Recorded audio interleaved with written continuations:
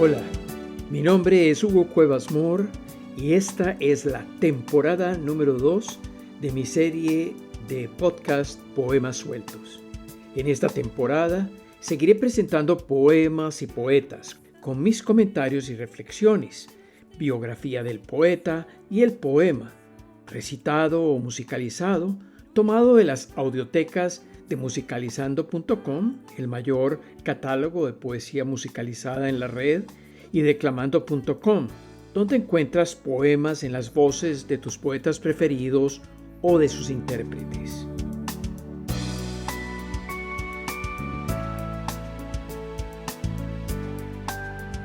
Antes de entrar al episodio de hoy, quiero decirte que me interesan tus comentarios y para esto sígueme en Facebook, Instagram, TikTok, YouTube y dime lo que te gusta o no te gusta, lo que opinas, etc. Gracias por escucharme.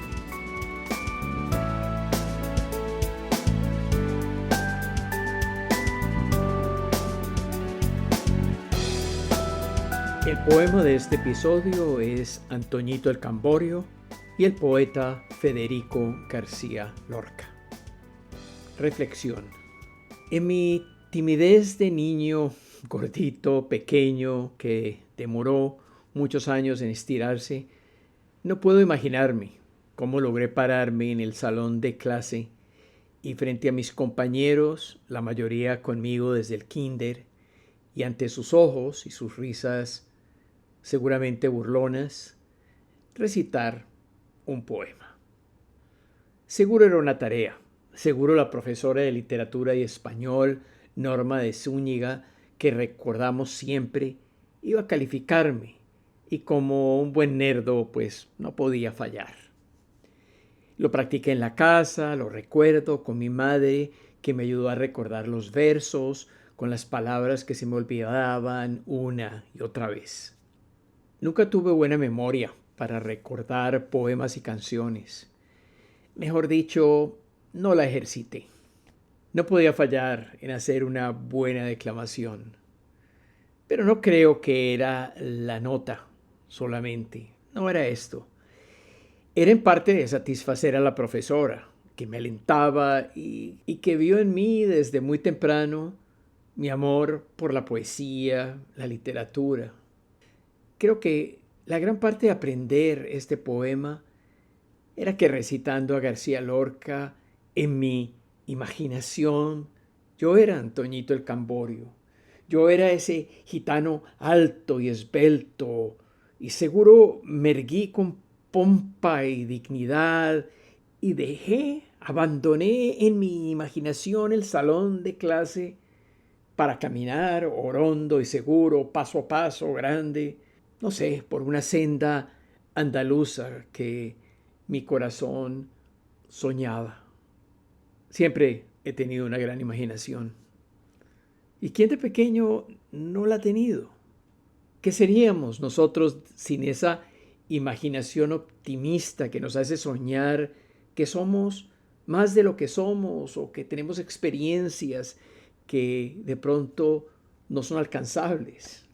A mí de seguro me ayudó a ser lo que soy y por eso quiero tanto a mi imaginación. Y es por eso que tal vez sigo soñando. La realidad imaginaria, como yo la llamo, es muchas veces más linda que la realidad prosaica. Y en el fondo, ¿qué importa? Mi realidad imaginaria me da amores, viajes, sueños, encuentros, mágicos momentos. No sé si alguna vez aprendiste un poema y lo recitaste frente a la clase, tu familia o un público o una persona a quien se lo querías recitar. Los poemas clásicos con rima, con cadencia, con ritmo, como las canciones, fueron creados para recitar, nacieron de la oralidad, para recordarlos en la memoria. Antes que llegara la escritura de los poetas orales, que por siglos deambularon por los campos de pueblo en pueblo recitando los poemas orales, algunos que nos han llegado como el poema de Gilgamesh de los sumerios de Mesopotamia, o la Ilíada y la Odisea de los griegos del mar Egeo. Y nos llegaron por la escritura, que los transcribieron y los preservaron. Aprovecho para invitarte a que visites a declamando.com, donde recojo en una audioteca cientos de poemas declamados y recitados para tu entretenimiento e inspiración. Pero volviendo a Federico, a este bello poeta que la Guerra Civil Española se llevó al escoger partido por su pueblo, a defender a los gitanos, esos milenarios migrantes que llegaron a la Andalucía con su cante jondo, con su baile, con su música. Migrantes que los nazis llevaron a los campos de concentración, que el dictador Franco persiguió y trató de acabar. Recordemos a Antoñito y a Federico hoy.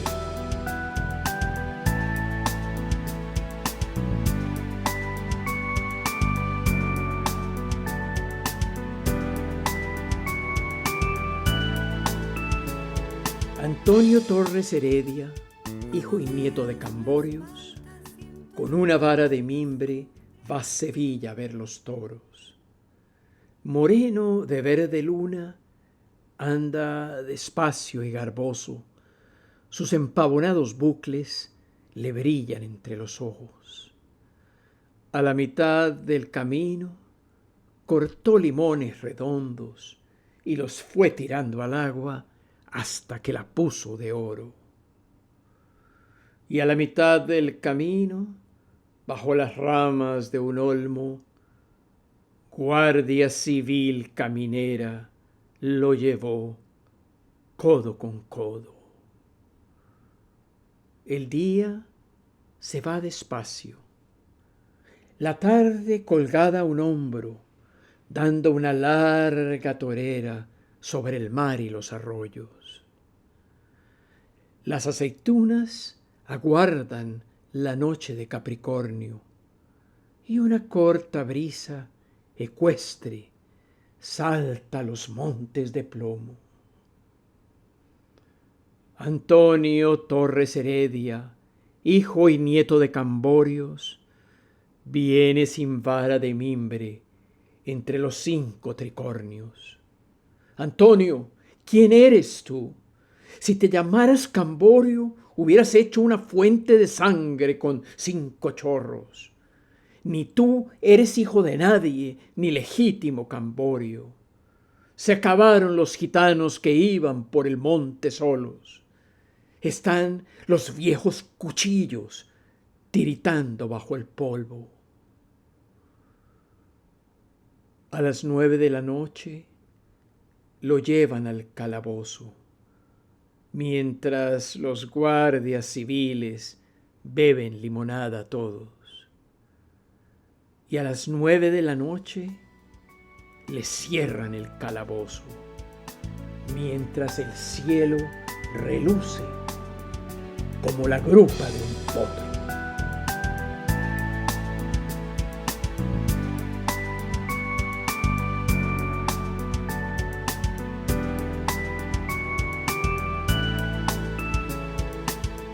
Comentarios del poema. El poema recoge en esta corta historia el devenir de un muchacho gitano que caminando por el campo es apresado por 5 guardias civiles. Los tricornios son el sombrero de 3 puntas y que todavía usan. Cuando los veo en España, por el recuerdo de este poema, me erizo un poco. No parece haber motivo, o el poema no lo menciona, pero deja entender que los guardias civiles, antes y durante la guerra civil, no necesitaban razones para detener gitanos, los eternos discriminados de España y de otros países. La masacre de los gitanos que mencioné, los nazis, Franco, etc., es un hecho poco notorio frente a la gran tragedia judía, que desgraciadamente ahora se ha vuelto la tragedia de los palestinos. Al ser llevado codo con codo, García Lorca muestra su genialidad poética describiendo el final de la tarde, la estación del año, El día se va despacio, la tarde colgada a un hombro, dando una larga torera sobre el mar y los arroyos. Esto se puede interpretar como uno quiera. Para mí son los celajes del atardecer, esa larga torera, ese atardecer que viene del mar y que se refleja sobre los arroyos, sobre el agua. Las aceitunas en los olivos aguardan la noche de Capricornio. La noche de Capricornio es quizás el 22 de diciembre, que corresponde con el solsticio de invierno. Antoñito va engalanado, caminando despacio y garboso, con sus bucles empavonados que le brillan entre los ojos. El mismo poema interpela a Antoñito por no ser un legítimo Camborio y por no haber sacado su navaja y acuchillado a esos 5 guardias civiles. Porque si se llamara Camborio, hubiera hecho una fuente de sangre con 5 chorros. El poema critica la pasividad con que Antoñito se deja prender y comenta que los viejos cuchillos están tiritando bajo el polvo. Está clamando Lorca por los tiempos cuando los gitanos iban por el monte solos. Es posible, ¿no? En un poema siguiente, Antoñito muere, no en manos de los guardias civiles, sino a manos de sus congéneres, sus 4 primos Heredias, hijos de Benamejí. Y dice en un verso: 3 golpes de sangre tuvo y se murió de perfil. Viva moneda que nunca se volverá a repetir. Antoñito quedó en mi memoria, quedó en mi piel y me ha hecho caminar por Andalucía, por visitar a Córdoba y su preciosa mezquita, que aunque le clavaron un templo cristiano en el centro, por lo menos no la destruyeron. Granada y su maravillosa Alhambra, Sevilla, sus parques, su río. Y así, desde que declamé este poema, he seguido atrapado por esta historia que hoy te comparto.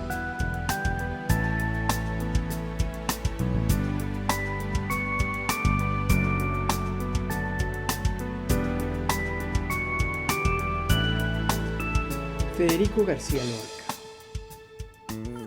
Federico nació el 5 de junio de 1898 en Fuente Vaqueros, muy cerca de Granada, en el seno de una familia de clase media, y fue bautizado como Federico del Sagrado Corazón de Jesús García Lorca. Su madre fue la segunda esposa de su padre, maestra de escuela, que fomentó el gusto literario de su hijo. Su casa familiar en Fuente Vaqueros es en la actualidad un museo y se puede visitar y vale la pena. Tuvo 4 hermanos: Luis, que murió muy pequeño, Francisco, Concha e Isabel, que sobrevivieron la guerra civil. Isabel murió en el 2002. Fue todo un artista desde pequeño, tocaba piano, cantaba, fue un pintor consumado, dibujaba unos personajes que cobran vida en los dibujos y diagramas que él hacía, algunos influenciados por Miró. Fue actor de sus propias obras teatrales y además de realizar obras con títeres y marionetas. Era una cajita de música, Federico. Y claro, la poesía. Desde sus primeras obras, libro de poemas y el poema del Cante Hondo de Canciones, que lo publicó cuando tenía 23 años, Federico logró ganarse un puesto entre las promesas nuevas de la poesía española. Viaja joven a Madrid y se hospeda en la Residencia de Estudiantes, un dormitorio estudiantil que se volvió famoso, pues por sus cuartos pasaron muchos de los poetas que conformaron lo que llamaron académicos la generación del 27, nombre con el que se conocen poetas que le cambiaron la cara a la poesía española de la época. A esta generación pertenecen poetas que se unieron por amistad y por ser todos admiradores del poeta Luis de Góngora y Argote, que vivió entre 1561 y 1627. Estamos hablando prácticamente 300 años después, pero entre ellos leían sus poemas y admiraban su ingenio. En la celebración del centenario de Góngora y Argote en 1927 participaron todos. Los más reconocidos: Gerardo Diego, Jorge Guillén, Luis Cernuda, Rafael Alberti, Pedro Salinas, el premio Nobel Vicente Alexandre, Dámaso Alonso, García Lorca. Federico cultivó una muy cercana amistad con el pintor catalán Salvador Dalí, hay fotos de ellos dos muy lindas, y con el director cinematográfico Luis Buñuel. Conoció a Pablo Neruda mientras el poeta chileno vivía en Madrid en los años anteriores a la Guerra Civil Española, y se encontraron de nuevo en Buenos Aires cuando Lorca visitó Argentina. Pero el romancero gitano, que fue publicado en 1928, Federico tenía 30 años, que fue su libro más divulgado y con el que logró gran fama. Cada poema es un cuadro, es una pieza poética, teatral, tienen elementos surrealistas y le dan ese aire de magia, de enigma, donde las metáforas que crea Federico abundan con colores. Están la luna, están los potros, están los campos y están los gitanos deambulando por los campos. Pero no solo la poesía le ha dado a Lorca el gran reconocimiento que tiene. Sus obras teatrales, que también han llegado al cine, y si no las has visto, te recomiendo que las busques. Incluyen a Bodas de Sangre, tal vez la más conocida, Yerma, Mariana Pineda, La Zapatera Prodigiosa. Claro que muchos críticos consideran La Casa de Bernarda Alba como el drama más perfecto de todo el teatro español contemporáneo.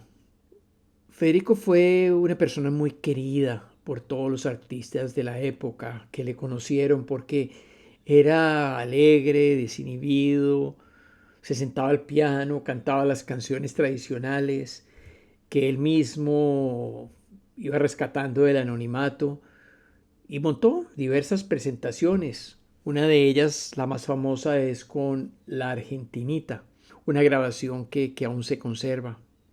Federico tuvo varias relaciones sentimentales con personajes masculinos, aunque su homosexualidad nunca fue abiertamente divulgada, claro, por la censura y la persecución de la época.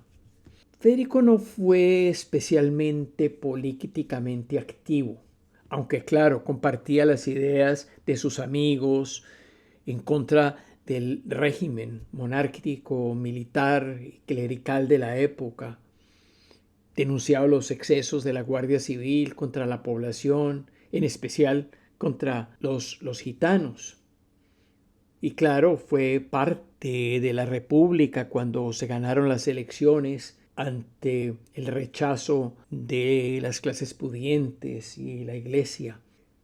Cuando se sintió perseguido y amenazado, Federico regresó de Madrid a su Granada natal, buscando refugio entre sus amigos, donde tal vez pensó que podía estar más protegido, pero fue traicionado y asesinado el 19 de agosto de 1936, prácticamente en vísperas del estallido de la Guerra Civil Española. Su cuerpo fue tirado en un foso que nunca ha sido hallado.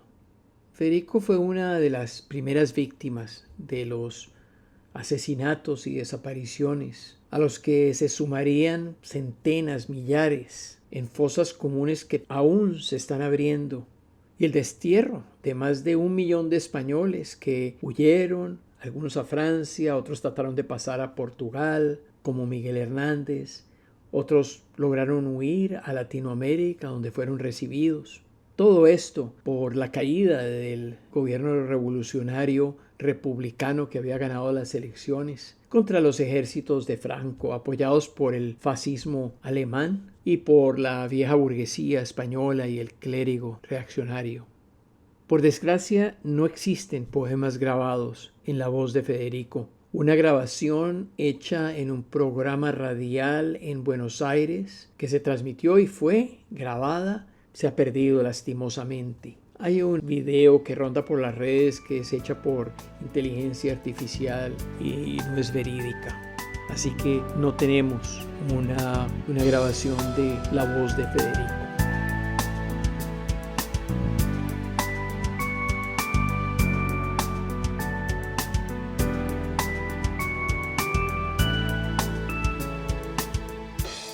Poema musicalizado. Cantantes españoles y latinoamericanos han musicalizado y cantado poemas de Lorca que puedes encontrar en musicalizando.com. Los declamadores andaluces declaman sus poemas con una fuerza que solamente la tradición flamenca que vibra bajo sus palabras pueden sacar con esa magia de las páginas. Hay poemas declamados por declamadores clásicos como Gabriela Ortega y Jorge Mistral, o también otros como Tomás Galindo, Nati Mistral, etc. Te invito a que entres a declamando.com y su audioteca para escucharlos. Traigo la única versión musicalizada de El prendimiento de Antoñito el Camborio, y esta es hecha por el cantante y compositor colombiano Leonardo Álvarez en su álbum sobre Lorca. Si alguien conoce alguna otra versión de este poema musicalizado, me encantaría escucharla.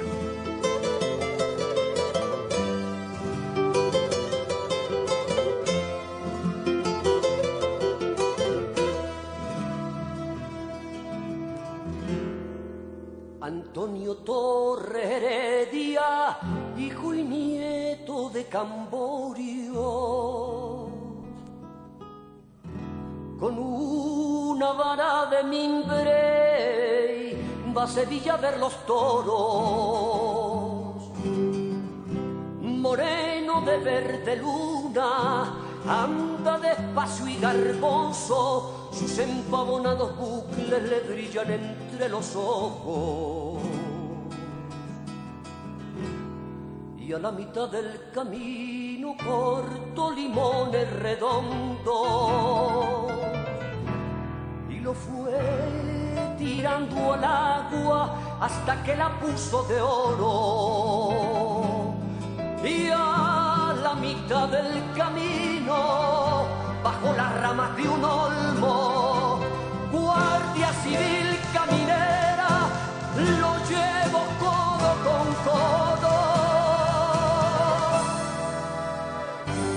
El día se va despacio, la tarde colgada a un hombro, dando una larga torera sobre el mar y los arroyos.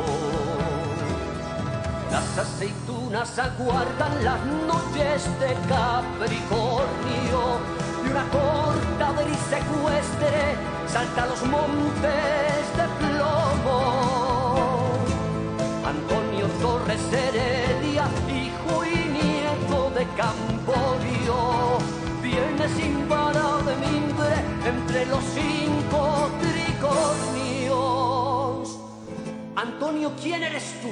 Si te llamaras Camborio, hubieras hecho una fuente de sangre con 5 chorros. Ni tú eres hijo de nadie, ni legítimo Camborio. Se acabaron los gitanos que iban por el monte solos. Están viejos los cuchillos tiritando bajo el polvo.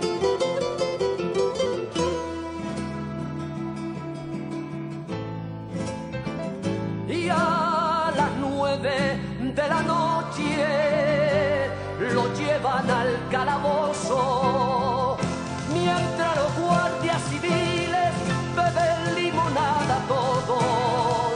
Y a las 9 de la noche le cierran el calabozo, mientras el cielo reluce como la grupa de un potro.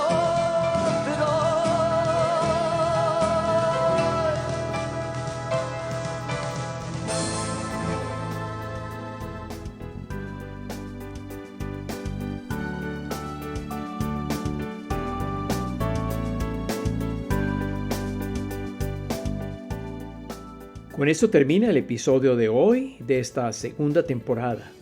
Si te ha gustado, dale un like, compártelo y busca los demás episodios de esta temporada y de la primera en tu plataforma favorita. Hasta la próxima.